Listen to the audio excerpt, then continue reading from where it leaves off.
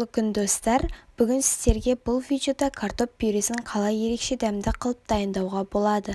Сонымен қатар ұстанатын ең басты 5 ережемен бөлісетін боламын. Міндетті түрде видеоның соңына дейін қараңыздар. Ұстанатын ең бірінші ереже картопты қайнап жатырған суға салып пісіру.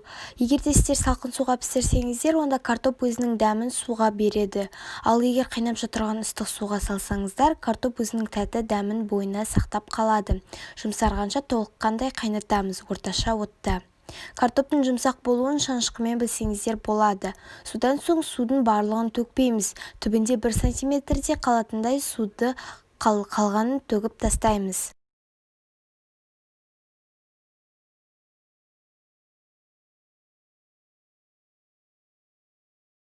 Ал енді жаңағы піскен картоптың үстіне сары май саламыз. Осындай кішкене бөлігін салсаңыздар жеткілікті. Өте көп салсаңыздар майлы болып кетеді. Содан соң қаймақ немесе майонез саламыз. Ыстық сүт құямыз. Ыстық сүт міндетті түрде. Содан соң жақсылап еземіз. Біз жаңа картоптың суын төккен кезде түбінде 1 сантиметрдей су қалдырдық. Содан соң ыстық сүт құйдық. Бірінші сүттің барлығын құймас бұрын шамалап кішкенеден құйып, езіп отырып құйғандарыңыз жақсы.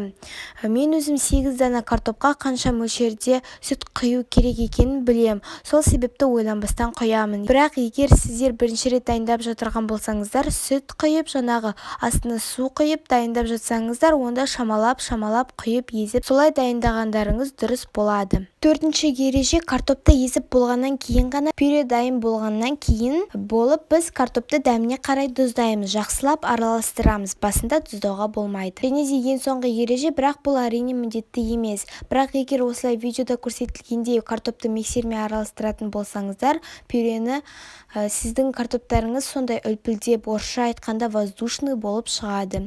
Жеген кезде бұл сондай ерекше дәм береді. Кішкене ғана шамамен 2 минуттай миксерлейміз. Біздің пюреміз дайын. Пюрені осы әдемі қылып салып берсеңіздер болады.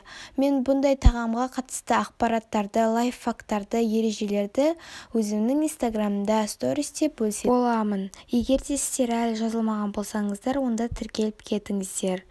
Сілтемесі осы видеоның астында описаниеда болады.